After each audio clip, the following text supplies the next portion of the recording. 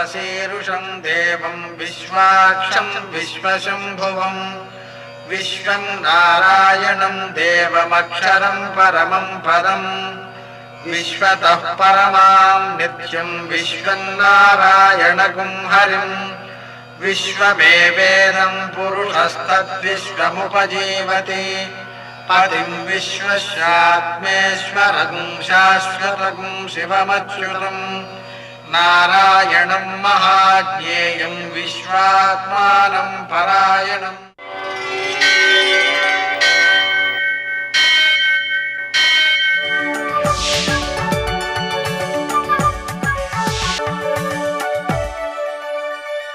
सूर्यशौर्यमथेन्दुरिन्द्रपदवी सन्मङ्गलं मङ्गलम्। मृत्युंजयाय रुद्राय नीलकंठाय संभवे अमृतेशाय सर्वाय महादेवाय ते नमः। सर्वमंगलमांगल्ये शिवे सर्वार्थसाधिके शरण्ये त्र्यंबके देवी नारायणि नमोस्तुते। నేటి కాలమాన విశేషాలను గమనిద్దాం. స్వస్తి శ్రీ చాంద్రమాన విజయనామ సంవత్సరం ఉత్తరాయణం వసంత ఋతువు చైత్రమాసం కృష్ణపక్షం సోమవారం. సూర్యోదయం 5:36 సూర్యాస్తమయం 6:22 తిథి ద్వాదశి రాత్రి 2:13 వరకు. నక్షత్రం ఉత్తరాభాద్ర రాత్రి 2:41 వరకు. వర్జం మధ్యాహ్నం 11:40 నుంచి 1:20 వరకు. దుర్ముహూర్తం మధ్యాహ్నం 12:24 నుంచి 1:15 వరకు. మరల మధ్యాహ్నం 2:57 నుంచి 3:45 వరకు. అమృతకాలం రాత్రి 9:41 నుంచి 11:21 వరకు. రాహుకాలం సోమవారం కాబట్టి ఉదయం 7:30 నుంచి 9 గంటల వరకు. నేటి విశేషం ప్రదోషం. సోమవారము శివునికి ప్రీతికరమైనదే. ఆ రోజునే ప్రదోషం కూడా వచ్చింది కావడంతో సూర్యాస్తమయం నుంచి 1:12 పాటు వీలైతే అభిషేకం చేసుకోవచ్చు ఉపవాసం ఉండి, లేదా కనీసం ఏ నువ్వులతోనో పూజ చేసుకోవచ్చు శంకరునికి. ఆ నువ్వులను ఆవుకు పెట్టుకోవచ్చు. అదేవిధంగా ఇవేమీ వీలు కాలేదండి అనుకుంటే చక్కగా శివనామ స్మరణ చేసుకోవచ్చు అంటారు. యత్కృత్యం తన్నకృతం యదకృత్యం కృత్యవత్తదాచరితం ఉభయో ప్రాయశ్చిత్తం శివతవనామాక్షరద్వయోచ్చరితం. శివ శివ శివ శివ ఈ నామాన్ని ఉచ్చరిస్తే, ఆ 2 అక్షరాలు ఉచ్చరిస్తే చేయకూడని పనులు చేసినందువలన, చేయవలసిన పనులు మానేసినందువలన ఏ పాపాలైతే వస్తాయో ఆ పాపాలన్నిటినీ కూడా తొలగించుకోగలుగుతాడు అని అంటారు. కాబట్టి మనం ఆ విధంగా స్మరణ చేసినా కూడా ఉత్తమ ఫలితాలు సిద్ధిస్తాయి. నేటి ఆణిముత్యాలు.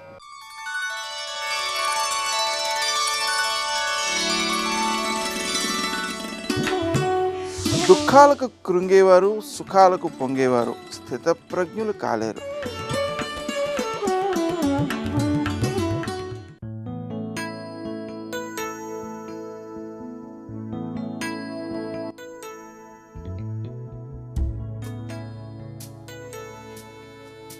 ఓ ఆనందం, ఓ విషాదం, ఏది జరిగినా కర్మ అనుకుంటారు అందరూ. కానీ ఏమీ జరగకూడదనే భయంతో వాస్తవాలకి దూరంగా ఉండడమే నిజమైన కర్మ.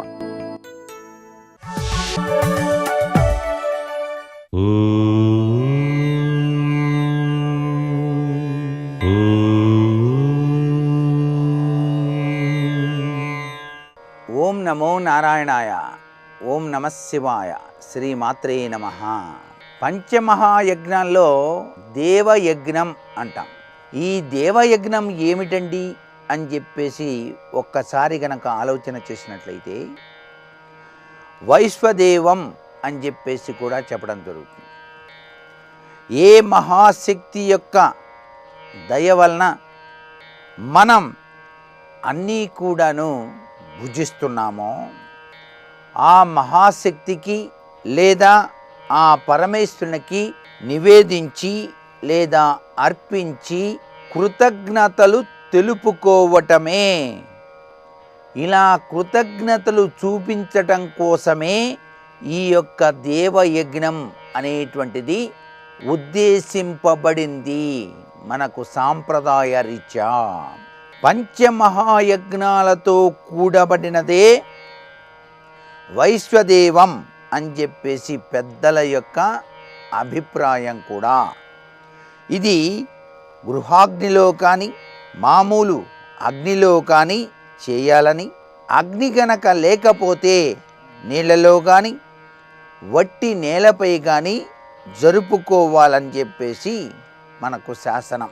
ఇందులో సమస్త దేవతలకి కూడాను పూజ ఉంటుంది.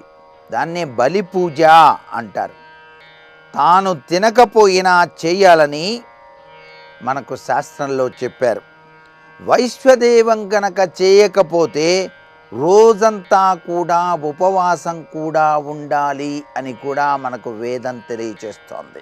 దీనివలన ఆహార శుద్ధి ఏర్పడుతుందని మహర్షులు చెప్పినటువంటి మాట. ఇది పొద్దున సాయంకాలం కూడా చేసేటువంటి విధి విధానం ఉంది. గౌతమ ముని మత ప్రకారంగా వైశ్వదేవంలో అగ్ని, ధన్వంతరి, విశ్వేదేవులు, ప్రజాపతి మొదలైనటువంటి దేవతలకు పూజలుగా మనువు ప్రకారం అగ్ని సోముడని, అగ్ని సోములు, విశ్వదేవతలు, ధన్వంతరి, కుహు అనేటువంటి అనుమతి ప్రజాపతి ద్వారా ఈ యొక్క పృథ్వులు శిష్టకృత్మన్నకు దేవతలకు పూజ చేసేటువంటి విధి విధానంగా చెప్పబడ్డదని చెప్పేసి ఈ వైశ్వదేవంలో దాగిన పరమార్థం. అతి నిష్ఠాగరిష్టాపరులైనటువంటి బ్రాహ్మణోత్తములు తప్పనిసరిగా నిత్యం కూడాను ఈ యొక్క వైశ్వదేవ తత్వాన్ని ఆచరించేటువంటి సంప్రదాయం నేటికి కూడా మనకు కనిపిస్తూ ఉంటుంది. మరి సర్వే జనా సుఖినో భవంతు.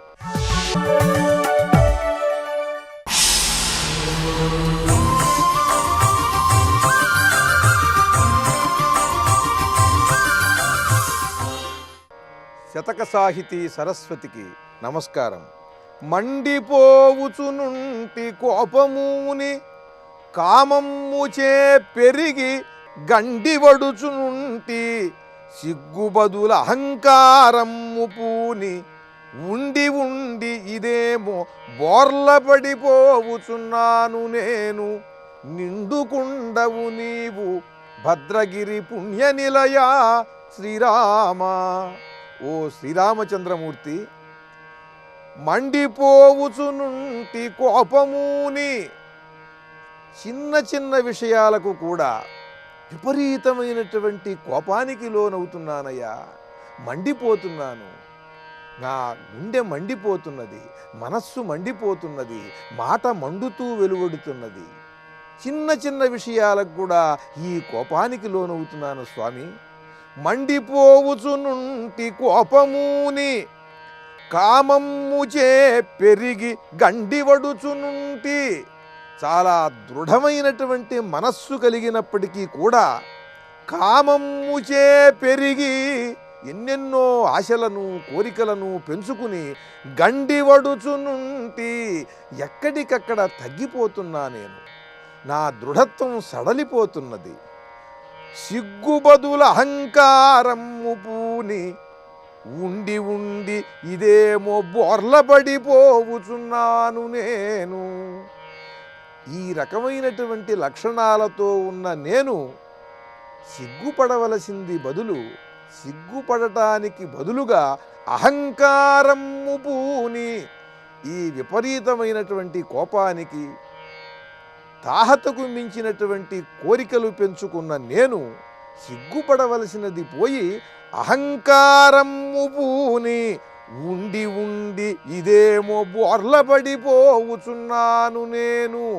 ఉన్నట్టుండి చాలా దృఢంగా ఠీవిగా నిలబడినటువంటి నేను ఒక్కసారిగా తూలి బోర్లపడిపోతున్నానయ్యా. నిండుకుండవు నీవు, ఇక నీవేమో నిండుకుండవు. నిండుకుండ తొణకదంటారు. ఏ మాత్రము కూడా నా స్థితిని చూసి నువ్వు చెలించటం లేదు, జాలిపడటం లేదు. తొణకకుండా నిండుకుండలాగా అలాగే నన్ను చూస్తున్నావు. ఇక నన్ను ఎవరు ఉద్ధరిస్తారయ్యా స్వామి? కోపంతో విపరీతమైనటువంటి బాధకి లోనవుతున్నాను, మండిపోతున్నాను. ఎన్నెన్నో కోరికలతో చెదిరిపోతున్నా నేను, ఏ పని సవ్యంగా చేయలేక. ఇటువంటి ఈ లక్షణాలు కలిగిన నేను సిగ్గుపడవలసినది పోయి అహంకరిస్తున్నాను. ఉన్నట్టుండి బోర్లబడిపోతున్నానయ్యా. ఇలా పడిపోతున్న నన్ను చూసి నువ్వు కనికరించకుండా, తొణకకుండా అలాగే నిశ్చలంగా ఉంటున్నావు. ఇది న్యాయమా స్వామి అంటూ ఆ శ్రీరామచంద్రమూర్తికి అందరిలో ఉండేటువంటి ఈ లక్షణాలను తనలో కూడా ఉన్నాయని నివేదిస్తూ అద్భుతమైనటువంటి నీతులతో, ఆర్తితో ఆ శ్రీరామచంద్రమూర్తిని వేడుకుంటూ చక్కని తెలుగు పలుకుబడులతో గొప్ప శతకాన్ని వ్రాసి మనకు అందించిన కవి సమ్రాట్ విశ్వనాథ సత్యనారాయణ గారి భద్రగిరి శతకంలోని మరి ఒక పద్యం గురించి రేపు ఉదయం తెలుసుకుందాం. జై శ్రీరామ్. ఉన్నది నీవొక్కడవే ఉమానాథ, నాకున్నది నీవొక్కడవే ఉమానాథ. ఉన్నది నీవొక్కడవే ఉమానాథ.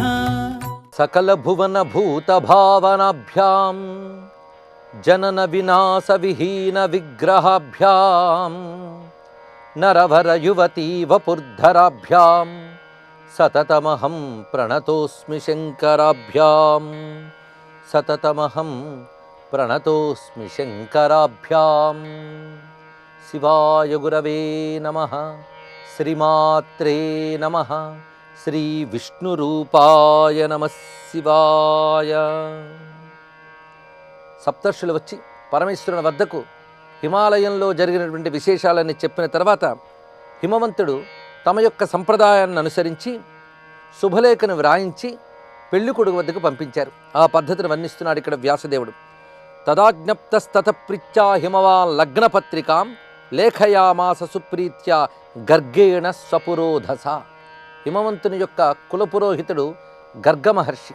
ఈ గర్గుడు యుగాల నాటి మహాత్ముడు, మహర్షి, దివ్యత్వం కలిగినటువంటి మహర్షి. అంటే మామూలుగా బ్రహ్మత్వము ఇత్యాదులు మాత్రమే కాకుండా దివ్యత్వం కూడా కలిగినటువంటి వాడు.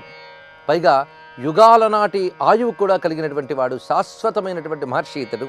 అలాంటి గర్గమహాముని తాను స్వయంగా ఇక్కడ లగ్నపత్రికని లిఖించి దానిని చక్కగా అలంకరింపజేశారు. అటువంటి లగ్నపత్రికను పరమేశ్వరుని వద్దకు ముఖ్యమైనటువంటి బంధుజనములతో పంపించాడు హిమవంతుడు. అథ ప్రస్థాపయామాస తాం శివాయ సపత్రికాం నానావిధాస్తు సామగ్రియ స్వజనైర్ముదితాత్మభి. ఎంతో ఆనందపడుతున్నటువంటి ఆత్మీయుల ద్వారా పంపించాడు ఇక్కడ. పైగా కొన్ని విధములైనటువంటి బహుమానములతో సహా ఈ దివ్యమైన శుభలేఖను పంపించడం జరిగింది. తే జనాస్తత్ర గత్వాచ కైలాసే శివసన్నిధిం దదు శివాయ తత్పత్రం తిలకం సంవిధాయచ. వారు అక్కడికి చేరి పరమేశ్వరుని నుదుట తిలకాన్ని దిద్ది ఈ లగ్నపత్రికను ఆయన సమర్పించి నమస్కారం చేసి ఆయన చేత చక్కగా సమ్మానింపబడి, శుభలేఖ తెచ్చిన వారికి కూడా పరమేశ్వరుడు చక్కగా సన్మానం చేశాడు. సమ్మానిత విశేషేణ ప్రభునాచ యథోచితం. శివుని చేత ఈ విధంగా వారు సన్మానం పొంది తిరిగి హిమవంతుని వద్దకు వచ్చి అక్కడ జరిగిన వైనాన్నంతటిని వివరించారు. ఇప్పుడు హిమవంతుడు ఇంకా పెళ్లి పనులకు సిద్ధపడుతున్నాడు. వారం రోజులు పెళ్లి ఉన్నది. ఈ వారం రోజుల్లో శివుని తరపున రాబోయేవారు ఎవరు అంటే సమస్త దేవగణము రాబోతున్నారని ముందే తెలుసుకున్నటువంటి హిమవంతుడు అన్ని రకాల ఏర్పాట్లు చేసేట. దానికి గాను విశ్వకర్మను ముందు పిలిపించాడు. ఆ విశ్వకర్మను పిలిపించి మండపములు నిర్మాణం చేయించాడు. పైగా చాలా తక్కువ సమయం ఉన్నది. చాలా తొందరగా అద్భుతమైనటువంటి మండపాలు, కట్టడాలు ఇవన్నీ ఏర్పాటు చేయాలి. ఒకటి, కళ్యాణ వేదిక చాలా విస్తారంగా ఉండాలి. ఎందుకంటే దేవగణములు, ఋషిగణములు, గంధర్వులు, యక్షులు ఇత్యాదులు అందరూ వస్తారు. ఎవరు ఎక్కడి నుంచి చూసినప్పటికీ కూడా స్పష్టంగా కనబడే విధంగా వేదిక ఏర్పాటు చేయాలి. పైగా చుట్టూ విడితి మండపాలు ఇత్యాదులు ఉండాలి. వారికి ఉన్న ఆవాసములు కూడా ఏదో ఎక్కడెక్కడ సర్దుకుపోయినట్టు ఉండకుండా విశాలమైనటువంటి భవనములు ఏర్పాటు చేయాలి. పైగా వైకుంఠపతికి, సత్యలోకాధిపతి అయిన బ్రహ్మదేవునకు, స్వర్గలోకాధిపతి అయిన ఇంద్రునకు వారి నివాసములకు ఏమాత్రం తీసిపోయినటువంటి కట్టడాలు ఏర్పాటు చేయాలి. పైగా ఎక్కడికెక్కడ చాందినీలు, చలువు పందిళ్ళు ఏర్పాటు చేయాలి, స్తంభములు ఏర్పాట్లు చేయాలి. ఇవన్నీ జరగాలంటే సామాన్య శిల్పుల వల్ల లాభం లేదు. అందుకే విశ్వకర్మని పిలిపించారు. విశ్వకర్మ ఆ పనుల్లో తాను నిమగ్నమై ఉన్నాడు. ఈ లోపల దివ్యములైన పర్వతములు వారి వారి పరివారాలతో చేరుకున్నాయి. ఎందుకంటే అసలు కుటుంబమే పర్వత కుటుంబం. ఇటు బంధుబలగం అంతా కూడా పర్వతములే. ఆయా పర్వతములు కూడా వారి వారి పరివారములతో వస్తున్నారు. ఆ వచ్చిన పర్వతముల పేర్లు ఇక్కడ వివరిస్తున్నారు. వాటిని స్మరించితే చాలు పాపాలు పోతాయి. కులపర్వతములు అని చెప్పబడుతున్న మహాపర్వతములు ఇవి. మనకు చూస్తుంటే మామూలుగా కొండగుట్టల్లాగా రాళ్ళగుట్టల్లా కనబడవచ్చు. కనబడక అధిదేవతలుగా ఉన్నటువంటి పర్వతాధిదేవతలు ఇవన్నీ కూడా విష్ణు శక్తితో కూడినటువంటివి. విష్ణు పర్వతానామధిపతి అని వేదవాక్యం చెప్తున్నది. పర్వతములన్నీ విష్ణు శక్తితో కూడి ఉన్నవి. పర్వతములు, సముద్రములు, నదులు ఇవన్నీ కూడా సంపత్ స్వరూపాలు. పైగా భూమిని రక్షించేటువంటి మహాశక్తుల్లో పర్వతములు ఒకటి. అందుకే మన అనేక పర్వతముల్ని పవిత్రములుగా భగవత్ స్వరూపములుగా భావించడము, వాటికి ప్రదక్షిణలు చేయడం, పూజించడం చేస్తూ ఉంటాం. అలాంటి కులపర్వతములు కొన్ని ఇక్కడ చెప్పడం జరుగుతున్నది. మందరః సర్వసౌభాగ్య సనారీతనయో గిరిహి. మందర పర్వతము తన భార్యతోనూ పుత్రులతోనూ వచ్చినది. అదేవిధంగా అస్తాచలోపి దివ్యాత్మ సోపాయన ఉదారధీహి. పైగా పర్వతాలు కూడా పెళ్లికి రకరకాల కానుకలు తీసుకొచ్చాయి. పర్వతములు రత్ననిధులు అని కూడా చెప్పబడతాయి. అనేక ధాతువులు, రత్నములు, ఔషధులు పర్వతాలను ఆశ్రయించుకుని ఉంటాయి. అలాంటి దివ్యరత్నములు ఇత్యాదుల్ని కానుకలుగా తీసుకుని మందర పర్వతము, అస్తపర్వతము, ఉదయాచలం, మలయ పర్వతము, దర్దుర పర్వతము, నిషధ పర్వతము, గంధమాదనము, మాహేంద్రము, పారియాత్రము, క్రౌంచము, పురుషోత్తమ పర్వతము, నీల పర్వతము, త్రికూట పర్వతము, వింధ్య పర్వతము, ఇలా వివిధములైన పర్వతములు చూపిస్తున్నారు. అలాగే శోణాచలముగా అరుణాచలం, అది కూడా దివ్య పర్వతముగా, భద్రా పర్వతము, వెంకట పర్వతము, ఇలాంటి దివ్యములైన పర్వతములన్నీ వచ్చాయి. అదేవిధంగా నదీ మాతృకులు అనేకం తరలి వచ్చాయి. ఈ నదీ దేవతలు కూడా పర్వతములను ఆశ్రయించుకుని ఉంటాయి. పైగా పర్వతము, ప్రకృతి ఇవన్నీ ఒక కుటుంబానికి చెందిన ఇక్కడ భావించబడుతున్నాయి. అందుకే వనదేవతలు, పైగా నదీ దేవతలు అనేక మంది అక్కడ చేరుకున్నారు. మొత్తానికి హిమవన్నగరం అంతా సందడిగా ఉన్నది. ఇప్పుడు దేవతాస్వరూపులైన పర్వతములతోనూ, వనదేవతలతోనూ, నదీ మాతృకులతోనూ కూడి ఉన్నది. ఇక్కడ విశ్వకర్మ ఏర్పాటు చేస్తున్న మండపముల గురించి చాలా విస్తీర్ణంగా వర్ణిస్తున్నారు. ఆహూయ విశ్వకర్మాణం కారయామాస సాదరం మండపంచ సువిస్తీర్ణం వేదికాది మనోహరం. ఇక విశ్వకర్మ నిర్మిస్తున్నటువంటి మండపములు అవి చాలా చిత్రముగా ఉన్నాయి. వైకుంఠవాసుని కోసం ఏర్పాటు చేసిన విడిది ఎలా ఉన్నది అంటే విష్ణు అవతారములన్నీ అక్కడ శిల్పించబడి ఉన్నాయట. అదేవిధంగా విష్ణువునికి సంబంధించిన లీలలు, విష్ణు పార్షద గణములు, విష్ణువు యొక్క ఇతర శక్తులు, నంద సునందాది శక్తులు, ఇక లక్ష్మి, కీర్తి ఇత్యాది దివ్యములైన స్త్రీ శక్తులు, వీటన్నిటి యొక్క రూపములు అక్కడ విగ్రహములుగా రత్నములతో చెక్కి ఉంచాడు. అవి ఎలా ఉన్నాయంటే కృత్రిమముగా కనబడుతున్నప్పటికీ చూసిన వెంటనే కూడా సాక్షాత్తుగా ఆ దేవతలు అక్కడ ఉన్నారా అనిపించే భ్రాంతి కలిగించే విధంగా ఏర్పాటు చేశాడు విశ్వకర్మ. అలాగ వైకుంఠమైతే అక్కడ నిర్మించబడింది విష్ణు భగవాను యొక్క నివాసం కోసం. అదేవిధంగా బ్రహ్మ యొక్క నివాసం కోసం తగినటువంటి మండపములు, విడుదలు ఏర్పాటు చేయడం జరిగినది.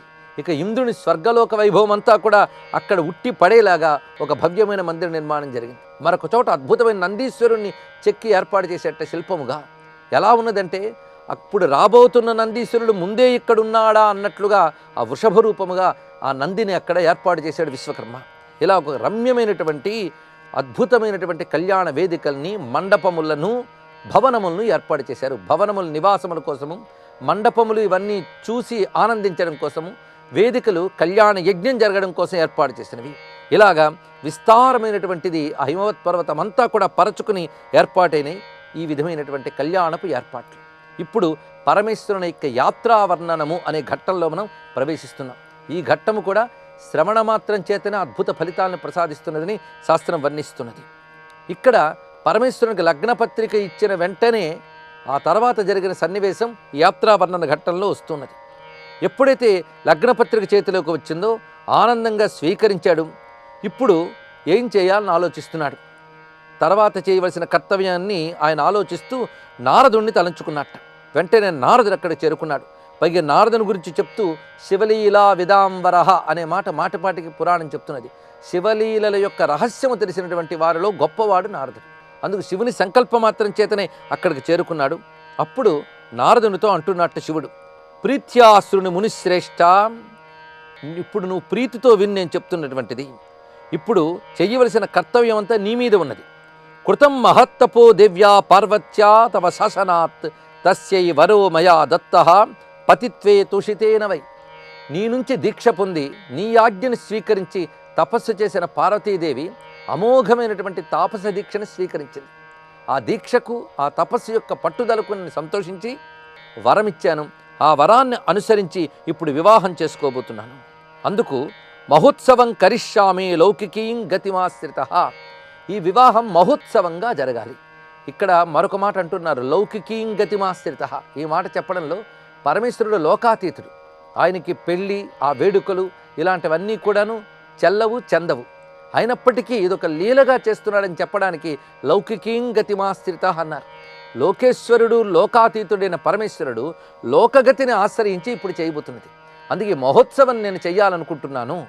మహోత్సవం అనగానే ఇది అంత అద్భుతంగా జరగాలి గనక నువ్వు దీనిలో సహకరించాలి అనగానే నారదుడు పరమేశ్వరునికి నమస్కారం చేసి అంటున్నాడు ఇక్కడ, భవతస్తు వ్రతమిదం భక్తవశ్యో భవాన్మతః. స్వామి, నీ అభిప్రాయం ఎలా ఉన్నదో ఆ విధంగా జరుగుతుంది. ఎందుకంటే నువ్వు భక్తవశ్యుడివి, భక్తుల కోరికలు తీర్చేవాడి. ఈ చెప్పడంలో రెండు ఉద్దేశములు ఏమిటంటే, భక్తవశ్యుడు గనకనే మహాభక్తురాలైన పార్వతీదేవి యొక్క కోరికను తీర్చుతూ వివాహాన్ని చేసుకుంటున్నాం. ఇది ఒక లీల. అంతేకాదు, భక్తుల యొక్క మనోరథం నెరవేర్చడం కోసం, భక్తులను అనుగ్రహించడం కోసం నువ్వు లీల చేస్తున్నావు. ఎందుకంటే భక్తులు స్మరించి తరించడం కోసమే నీ లీల. అందుకు భక్తవశ్యుడివైన నువ్వు ఈ దివ్యమైన లీలను చేస్తున్నావు గనక నువ్వు చెప్తున్న దానికి ఏమి చెప్తే అది నేను చేయడానికి సిద్ధంగా ఉన్నాను. కార్యం మత్సదృశం కించిత్ కథనీయం త్వయా విభో మత్వా స్వసేవకం మాంహి కృపాంకురు నమోస్తుతే. నేను చెయ్యదగిన కార్యం ఏదుందో అది నువ్వు ఆజ్ఞాపించు. నువ్వు చెప్పిన ఏ కార్యమైనా నేను తప్పకుండా చేస్తాను. మత్వా స్వసేవకం, మత్వా స్వసేవకం మాం, నీ యొక్క సేవకుడుగా నన్ను భావించు. నువ్వేది చెప్తే అది చేస్తాను అనగానే అప్పుడు పరమేశ్వరుడు చెప్తున్నాడు, విష్ణువు మొదలుకొని అందరు దేవతలు ఇక్కడికి రావాలి. ఎందుకంటే శివుడికి విష్ణువు అంటే మహాప్రీతి. ఎందుకంటే ఆయన యొక్క స్వరూపమే అతడు. దేవతలందరిలో శివుడు, విష్ణువు వీరికి అత్యంత ప్రాధాన్యం అనేది. ఆ కారణం చేతన విష్ణు ప్రభృతి దేవాంశ్చ మునీన్ సిద్ధానపి ధ్రువం. విష్ణు ప్రభృతి, విష్ణువు మొదలుకొని సర్వదేవతలు ఇక్కడికి రావాలి. అదేవిధంగా సిద్ధులు, మునులు అందరూ చేరాలి. అందరూ కైలాసానికి వచ్చాక ఇక్కడి నుంచి అందరం బయలుదేరతాం. నువ్వు గట్టిగా చెప్పవలసింది ఏమిటంటే, దేవతలందరూ వారి వారి పరివారాలతో ఇక్కడికి రావాలి. వారిని పిలిచే బాధ్యత నీకు అప్పగిస్తున్నాను అంటున్నాడు. సర్వలోక సంచారైన నారదుడు త్రుటిలో ఈ పని చేయగలడు. అందుకే నారదునికి బాధ్యత అప్పగిస్తున్నాడు. త్వం నిమంత్రయమద్వాన్యా మునేన్యానపి సర్వతః. సర్వమునులను నువ్వు ఇక్కడ తీసుకురావాలి. పైగా దేవతలందరూ కూడా వారి వారి పరివారాలతో రావాలి. ఆ వచ్చేటప్పుడు ఒక షరతం చెప్తున్నాడు పరమేశ్వరుడు. అదేమిటో రేపు తెలుసుకుందాం. సర్వం శ్రీ సాంబ సదాశివ చరణారవిందార్పణం. శ్రీరాఘవం దశరథాత్మజమప్రమేయం సీతాపతిం రఘుకులాన్వయరత్నదీపం.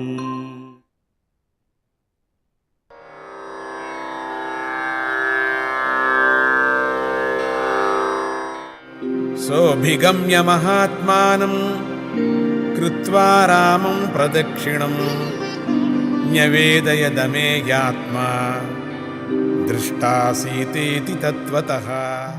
అతి బుద్ధివంతుడైన హనుమంతుడు సీతావియోగం కలిగిన అధైర్యపడుకోకుండా ఉన్నటువంటి రాముని వద్దకు వెళ్ళి రాముడికి ప్రదక్షిణ నమస్కారాలు చేసి, చూశాను సీతను, నేను చూశాను, మొదట చూశాను అన్నాడు. మనమైతే పీటిక వేసి సీతను, ఏదో ఒక మహారాజు ఉండే, ఆ మహారాజు ఆ సేవకుడు మాటికి అర్జెంటుగా మాట్లాడేవాడు. ఒక్కరోజు బాగా కొట్టి, నేను సంగీతం అంటే చాలా ఇష్టం నాకు, నువ్వు సంగీత ప్రకారంగానే చెప్పాలా నువ్వు నాకు, అట్లంతా ఎటు చెప్పకూడదు అర్జెంటుగా అన్నాడు. చిత్తం అన్నాడు. అట్టే కావచ్చు అన్నాడు. ఒకరోజు మహారాజు వేటకని వచ్చాడు. మీకు తెలుసు వేట అంటే ఆ కాలంలో ఉండింది కదా, క్రూర మృగాలను సంహారం చేసేవాళ్ళని. వేటకు వచ్చినప్పుడు అక్కడి నుంచి పరిగెత్తి వచ్చాడు గుర్రంలో ఈ మంత్రి. వచ్చి అన్నాడు. ఏంట్రా సంగీత ప్రకారంగా చెప్తున్నాడు. అంటే ఏంట్రా నానా అంటున్నావు, అది సంగీతంగా చెప్పన్నారు కదా అందుకని. మీ ఏంట్రా మీ ఇన్నింటికి అంటే భవనానికి అగ్ని పడింది. ఏంట్రా నా భవనానికి అగ్ని పడింది అంటే నువ్వు ఇంత నిదానంగా ఇన్ని స్వరాలు వేసుకొని చెప్తున్నావు. తో ఒక్క దెబ్బత కొట్టాడు. ఇక్కడి నుంచి నువ్వు ఈ రోజు నుంచి నువ్వు ఈ విధంగా చెప్పటం ఏంట్రా, దుఃఖంగా చెప్పాలి కదా, ఏంటి ఇట్లనా సంగీతంగా, బాగాలేదు నువ్వు చేస్తుండేది, చిత్తం ప్రభు అన్నాడు. ఇంకొక పర్యం మళ్ళీ వేటకు వెళ్ళినప్పుడు మళ్ళీ ఏదో దాపరించి ఎన్నో ఏండ్లకు కొడుకు పుట్టాడు మహారాజు గారికి. ఆ వార్త వీడికే వెళ్ళి చెప్పనేటట్టుగా వచ్చింది. పరిగెత్తి వెళ్ళాడు. పరిగెత్తి ఒక గుర్రం మీద వెళ్ళాడు. పరుగులు తీసే గుర్రం మీద వెళ్ళి అయ్యో ఏం చెప్తూ స్వామి, ఏంట్రా ఏమైంది, లబో దిబో ఏమైందిరా చెప్పరా, ఏడుస్తూ చెప్తున్నాడు. ఏడుస్తూ చెప్పమన్నాడు కదా అందుకని. అయ్యో ఏం చెప్పమంటావు, మీ అదృష్టానికి మీకు కొడుకు పుట్టాడు. అయ్యో దున్నపోతా, ఇంకా వీడిని పని తీసేసేయంటరా. ఏంటి కొడుకు పుట్టాడంటే సంతోషం కదా చెప్పాల్సింది వీడు. ఈ రోజు నుంచి నువ్వు సంతోషంగా చెప్పాలా, జాగ్రత్త చిత్తం ప్రభు అన్నాడు. వీడే దొరికాడు నాకు అనుకున్నాడు. ఇంటికి వెళ్ళాడు, విందు చేసుకున్నారు, అంత అయింది. ఇంకొక పర్యం మళ్ళీ వేటకు వెళ్ళాడు. వేటకు వెళ్ళినప్పుడు సంతోషంగా చెప్పమనుకున్నాడు కదా. వేటకు వెళ్ళినప్పుడు మళ్ళీ ఏమైంది, చతుర్రాజులంతా వచ్చి పడ్డారు. తెలీదు. అప్పటి నుంచి నేరుగా వెళ్ళాడు మళ్ళీ చెప్పడానికి. సంతోషం ఏం చెప్పగలను అంట. ఏమిట్రా ఓహో ఏమిట్రా అయింది చెప్పాలా అంతగా చెప్తున్నావు. శత్రురాజులు పడి అందరినీ చంపేసి ఏంటి మరి ఇట్లా వికటాట్టహాసంగా ఫస్ట్ నిన్ను చంపాలనుకున్నాడట. అట్లా వార్త అనేది యోచన చేసుకొని చెప్పాలి, కానీ పీటికి వేసుకొని కాదు చెప్పాల్సింది. పీటికి వేసుకొని పీటికో మొదటి అధ్యాయం ఇట్లా చెప్తారు ఎవరైనా వార్తలు. నవరసాలు కదా ఉన్నాయి వార్తల్లో కూడా. అందుకని ఇక్కడ హనుమంతుడు రాముడికి ప్రదక్షిణ నమస్కారాలు చేసి చూశాను సీతను అన్న నిజాన్ని తెలిపాడు. అంతే వార్త. అంగదుడి యొక్క నాయకత్వంలో గడిచినటువంటి వానర బృందానికి విజయం కలిగింది. అది కావలసింది అందరికి కూడా. వారు తమ రాకను సుగ్రీవుడికి తెలిపారు.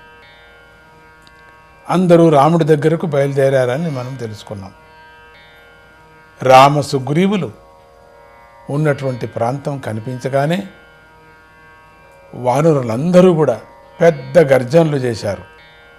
అంగదుడు, హనుమంతుడు, వానర వీరులు వెంట పెట్టుకొని అందరూ కూడా రాముణ్ణి దర్శించారు. హనుమంతుడు రాముణ్ణి చూసి శిరస్సు వంచి నమస్కారం చేశాడు. చూశాను సీతను, ఆమె పాతివ్రత్య నియమాన్ని పాటిస్తోంది, తేజస్సుతో వెలుగుతుంది అని చెప్పాడు. అది చాలా అద్భుతమైనటువంటి వార్త. ఆ మాట విని రాముడు, లక్ష్మణుడు, సుగ్రీవుడు సంతోషంతో పొంగిపోయారు. సీతారామాభ్యాం నమః.